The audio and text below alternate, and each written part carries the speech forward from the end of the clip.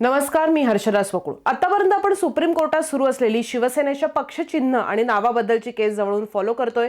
Senior advocate Kapil Sibal हे शिवसेनेच्या वतीनं सुप्रीम कोर्टात आर्ग्यू करतायत आणि आतापर्यंत झालेल्या युक्तिवादांमध्ये हेच पुन्हा एकदा अंडरलाईन होतंय की ही केस फक्त शिवसेना या एका पॉलिटिकल पार्टीपुरती मर्यादित नाहीये, तर महत्त्वाचे कॉन्स्टिट्यूशनल ॲस्पेक्ट्स या केसमध्ये आता इन्व्हॉल्व्ड आहेत.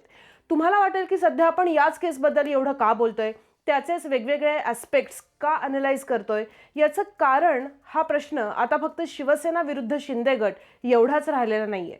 आठवा ना, काय ऐकलं आपण 48 तासांपूर्वी 15 ऑगस्टच्या दिवशी. 15 ऑगस्टला देशाचे पंतप्रधान दिमागी नक्षल अशी भाषा वापरतात.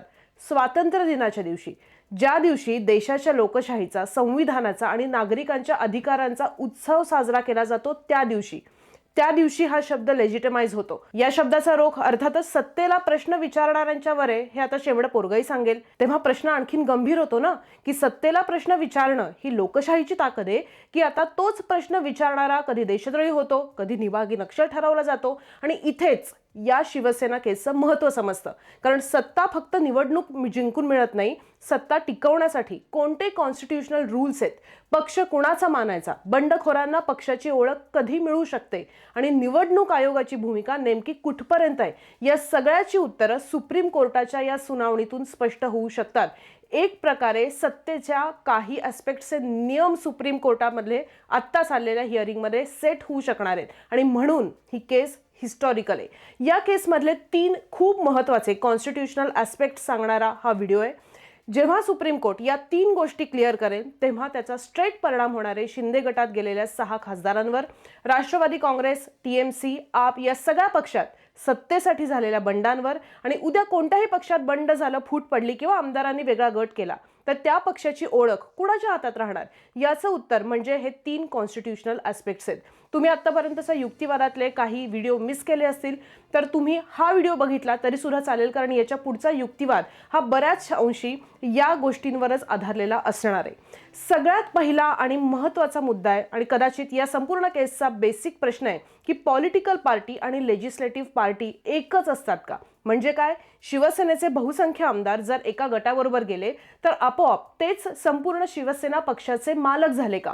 2023 मध्ये सुप्रीम कोर्टानं सुभाष देसाई प्रकरणात पॉलिटिकल पार्टी, लेजिस्लेटिव्ह पार्टी यातला फरक स्पष्ट केलाय, ज्याच्यावर आपण व्हिडिओ केलाय. पक्षाचा व्हीप कोण ठरवू शकतो, याबाबतीत कोर्टानं महत्त्वाचं निरीक्षण केलं होतं. राज्यपाल भगतसिंह कोश्यारी यांनी घेतलेली फ्लोअर टेस्ट ही इल्लीगल त्यावेळेला कोर्टाने ठरवली होती. पण एक गोष्ट तेव्हा कोर्टाने क्लिअर केली नव्हती की शिंदे गटाचे आमदार अपात्र आहेत, डिस्क्वालिफाईड आहेत का नाही, आणि शिवसेनेचं नाव आणि चिन्ह कुणाकडे जाणार. आणि म्हणूनच आत्ता कोर्टासमोरचा प्रश्न अत्यंत महत्त्वाचा आहे. कपिल सिब्बल यांचा मुद्दा अगदी स्पष्ट आहे की आमदार फुटले म्हणजे पॉलिटिकल पार्टी फुटली, असं सरळ स्ट्रेट इक्वेशन लावता येणार नाही. आता कोर्टाला ठरवायचे की लेजिस्लेटिव्ह मेजॉरिटी म्हणजे संपूर्ण पॉलिटिकल पार्टीवरचं नियंत्रण मानायचं का.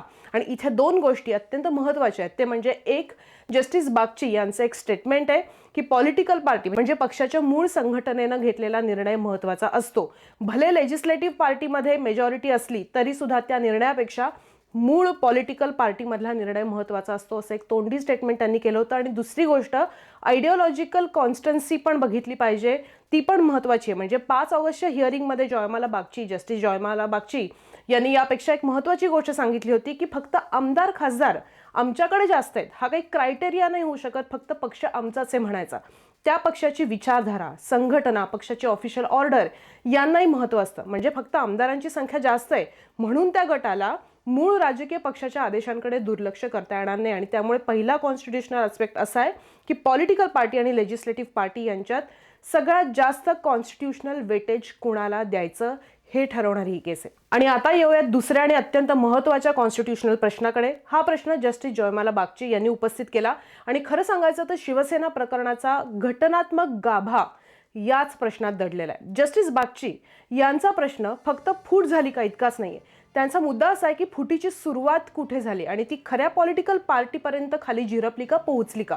त्यांनी एक महत्त्वाचं वाक्य वापरलंय, a split may originate in the legislature party but the fissure can percolate into the organisation and the primary membership. So त्यांच्या म्हणण्याचा अर्थ असा आहे की फूट आमदारांमध्ये होऊ शकते, पण ती फूट पक्षाच्या मूळ संघटनेत आणि सामान्य सदस्यांपर्यंत पोहोचली का हे तपासायला लागेल. म्हणजे कोर्ट जणू विचारतंय की फक्त आमदार फुटलेत की पक्षच फुटलाय आणि हा एक खूप मोठा फरक आहे. आणि यालाच म्हणतात साध्या भाषेमध्ये बॉटम अप टेस्ट. फक्त विधानसभेत भेग पडली म्हणून अख्खं घर फुटलं असं मानायचं का, की त्या भेगापेक्षा सुद्धा संघटनेत, पदाधिकाऱ्यांमध्ये, प्रायमरी मेंबरशिपमध्ये त्या भेगा दिसल्यात. आणि उद्धव ठाकरे गटाचा मुख्य युक्तिवाद याच ठिकाणी येतो. समजा फक्त लेजिस्लेटिव्ह विंग फुटली तर त्या गटाकडे आमदारांची मेजॉरिटी येते आणि मग त्या मेजॉरिटीच्या बेसिसवर त्यांना संपूर्ण पक्षाचं नाव, चिन्ह आणि ओळख मिळाली तर उद्या काय होऊ शकतं ह्याच्यामुळे? एखादा गट सत्ताधारी पक्षाबरोबर जाईल, बहुमत मिळवेल आणि मग म्हणेल की आता मूळ पक्ष आम्हीच आहोत. मग पक्षाची आयडेंटिटी ही पॉलिटिकल कमोडिटी होण्याचा धोका नाही का निर्माण होत? आणि त्याहून गंभीर प्रश्न, अशा वाढणाऱ्या मेजॉरिटीला फॅक्ट मानलं तर मग काय प्रोत्साहनच मिळेल ना पक्ष बदलायला. सो सोप्या भाषेत आधी बंड करा, मग सत्ता मिळवा. सत्ता आली म्हणल्यावर आणखीन लोक जमवा, आपल्या बाजूला आणा, मेजॉरिटी दाखवा आणि शेवटी म्हणा की आम्हीच खरा पक्ष. आणि म्हणूनच जस्टिस बागची यांचं वाक्य इतकं महत्त्वाचं आहे की अ split may originate in the legislature party. म्हणजे कोर्ट ही शक्यता नाकारत नाहीये की फूट आमदारांपासून सुरू शकते, पण त्याहून महत्त्वाचा भाग असा आहे की ती फूट, आमदारांमध्ये असलेली फूट ही पक्षाच्या मूळ संघटनेपर्यंत गेली आहे का? सामान्य सदस्य 2 गटात विभागले गेले आहेत का? पक्षाची संघटना प्रत्यक्षात 2 भागात फुटली आहे का? हे पुराव्यांच्या आधारे तपासायला लागेल. आणि तिसऱ्या मुद्द्याकडे जाण्याच्या आधी आपण याच मुद्द्यातलं जर तर तपासून घेऊ. जर सुप्रीम कोर्टानं असं म्हटलं की 2022 मध्ये झालेली फूट ही फक्त लेजिस्लेचर पार्टी म्हणजे आमदारांच्या गटापुरती होती आणि ती मूळ पॉलिटिकल पार्टी किंवा संघटनेपर्यंत पोहोचलीच नाही, असा जर निष्कर्ष उद्या कोर्टाने काढला तर हा निष्कर्ष उद्धव ठाकरे गटासाठी अत्यंत महत्त्वाचा ठरू शकतो. पण इथे महत्त्वाची गोष्ट ही पण आहे, क्लॅरिफिकेशन देते की याचा अर्थ असा नाही की उद्धव ठाकरे गट आपोआप जिंकला, कारण कोर्टाला पुढे इलेक्शन कमिशनच्या निर्णयाची लिगॅलिटी तपासायला लागेल. कारण सध्याचा मेन वाद हाच आहे की ECIनं शिंदे गटाला रिअल शिवसेना म्हणून नाव दिलंय, धनुष्यबाण चिन्ह दिलंय, पण घटनात्मक दृष्ट्या हा मुद्दा डायरेक्ट अँटी डिफेक्शन लॉ म्हणजेच कॉन्स्टिट्यूशनच्या 10th स्केड्यूलशी जोडला जातो. अँटी डिफेक्शन लॉचा मूलभूत उद्देश काय? निवडून आल्यानंतर आमदारांनी मनाप्रमाणे पक्ष बदलत राहू नये. पण जर आपण असं म्हणलो की बहुसंख्य आमदार फुटले म्हणून तोच मूळ पक्ष आहे, तर अँटी डिफेक्शन लॉच्या मूळ उद्देशावरच प्रश्न निर्माण होतो ना. आणि म्हणून कोर्टासमोरचा खरा प्रश्न असा असू शकतो की फूट फक्त लेजिस्लेचर पार्टीमध्ये झाली की खरंच पॉलिटिकल पार्टीमध्ये झाली. आणि जर असा निष्कर्ष आला की आमदार फुटले पण पक्ष फुटला नाही, तर फक्त आमदारांची मेजॉरिटी दाखवून आम्हीच खरी शिवसेना हा दावा करण्याचा बेस हादरू शकतो. आणि मग ECIनं शिंदे गटाच्या लेजिस्लेटिव्ह मेजॉरिटीला दिलेलं वजन पुन्हा तपासलं जायला लागू शकतं. आणि त्यानंतर मग ऑर्गनायझेशनल विंग, पक्षाची घटना, पदाधिकारी, प्रायमरी मेंबरशिप आणि इतर संबंधित पुरावे महत्त्वाचे ठरू शकतात. आणि इथेच उद्धव ठाकरे गटाचा ऑर्गनायझेशनल मेजॉरिटीचा दावा महत्त्वाचा ठरतो. सो कळलं, पॉलिटिकल पार्टी महत्त्वाची की लेजिस्लेटिव्ह पार्टी, हा एक मुद्दा. दुसरा मुद्दा, लेजिस्लेटिव्ह पार्टी फुटली म्हणजे पॉलिटिकल पार्टी फुटली का, हा दुसरा मुद्दा. आणि आता तिसरा कॉन्स्टिट्युशनल महत्त्वाचा ॲस्पेक्ट म्हणजे अँटी डिफेक्शन लॉ आणि ECIचा अधिकार. इलेक्शन कमिशनचा अधिकार नेमका कुठपर्यंत आहे? म्हणजे आमदारांच्या पक्षांतराचा प्रश्न कोण ठरवणार? इलेक्शन कमिशन, स्पीकर की अँटी डिफेक्शन लॉ याच्या अंतर्गत एक वेगळी प्रक्रिया ठरवणार. आणि या सगळ्याच्या अधिकारांची सीमा काय आहे, त्याला काय लिमिटेशन्स आहेत? तर कपिल सिब्बल यांचा मुद्दा असा आहे की ECIनं पॉलिटिकल पार्टीच्या ऑर्गनायझेशनल स्ट्रक्चरमधली मेजॉरिटी नीट बघितली नाही. सिब्बल यांच्या मते कायद्यानुसार ECIनं ती पाहायला हवी होती आणि त्यामुळे ECIनं मुळात कायद्याचा बेसच चुकीचा लावून आपल्या अधिकार कक्षेच्या बाहेर, आपल्या ज्युरिस्डिक्शनच्या बाहेर जाऊन निर्णय दिलाय. आणि हा निर्णय अँटी डिफेक्शन लॉच्या स्पिरिटला कुठेतरी कमजोर करतो, अशा आशयाचा सिब्बल यांचा युक्तिवाद आहे. आणि त्यांच्या युक्तिवादामध्ये आणखीन एक महत्त्वाचा भाग आहे की, आणि हा खूप महत्त्वाचा भाग आहे की फूट झाली त्यावेळची परिस्थिती महत्त्वाची असली पाहिजे. नंतर आणखीन किती आमदार एका गटात गेले म्हणून आधीची जी फूट झाली ती व्हॅलिड आहे असं नाही म्हणता येणार. म्हणजे हा केसमधला खूप महत्त्वाचा भाग आहे की, आणि तो समजून घ्यायला आपल्याला थोडंसं 2022 मध्ये जायला लागेल की 2022 मध्ये काय घडलं होतं. एकनाथ शिंदे या गटानं इलेक्शन कमिशनकडे शिवसेना पक्षाचं नाव आणि धनुष्यबाण चिन्ह मागितलं होतं. त्यावेळेला त्यांच्यासोबत सुरुवातीला 55 पैकी 40 आमदार असल्याचा दावा त्यांनी केला होता. पण बंडाच्या सुरुवातीला गुवाहाटीत एकत्र आले होते 37 आमदार आणि त्या काळात त्यांचं डिस्क्वालिफिकेशन झालं नाही. इनफॅक्ट 27 जून 2022ला सुप्रीम कोर्टाच्या वेकेशन बेंचनं शिंदे गटातल्या बंडखोर आमदारांना दिलासा दिला होता. या बेंचमध्ये कोण होतं? आजचे चीफ जस्टिस ऑफ इंडिया जे आहे सूर्यकांत आणि जस्टिस JB पारडीवाला हे होते, त्यांनी त्यावेळेस शिंदे गटाला एक प्रकारे जास्त मुदत वाढवून दिली होती, ब्रीदिंग स्पेस दिला होता. कसे ते तुम्हाला सांगते. 25 जून 2022ला विधानसभा उपाध्यक्ष नरहरी झिरवळ यांनी या आमदारांना डिस्क्वालिफिकेशन प्रोसिडिंग्सची नोटीस दिली होती आणि साधारणपणे अशा नोटीसला रिप्लाय देण्यासाठी 7 दिवसांचा वेळ असतो. पण 27 जून 2022ला सुप्रीम कोर्टानं आणखीन 7 दिवसांचा वेळ या आमदारांना दिला. कोर्टानं याला ब्रीदिंग टाईम म्हणलं. विधानसभेची प्रोसिडिंग सुरू असताना एकीकडे सुप्रीम कोर्टानं असं डायरेक्ट इंटरव्हेन्शन करणं खरं तर अनयुज्युअल मानलं जातं. साधारणपणे कोर्ट स्पीकरचा निर्णय होईपर्यंत थांबतं आणि नंतर त्या निर्णयाची कॉन्स्टिट्युशनल व्हॅलिडिटी तपासतं. पण या प्रकरणात तसं झालं का? 2022 मध्येच नाही. आणि त्यानंतर काय झालं? राजकीय परिस्थिती बदलत गेली. शिंदे मुख्यमंत्री झाले, सत्ता त्यांच्या हातात आली. अर्थात सत्ता आली म्हणल्यावर आणखीन त्यानंतर नेते, पदाधिकारी, कार्यकर्ते, खासदार त्यांच्या बाजूला आले आतापर्यंत. म्हणजे बंडाच्या वेळी असलेलं संख्याबळ आणि नंतरचं राजकीय वजन दोन्ही सारखं राहिलं नाही. आता कपिल सिब्बल यांचा प्रश्न असा आहे की पक्षाचं नाव आणि चिन्ह कोणाला द्यायचं हे ठरवताना नंतर वाढलेली संख्या मोजायची का?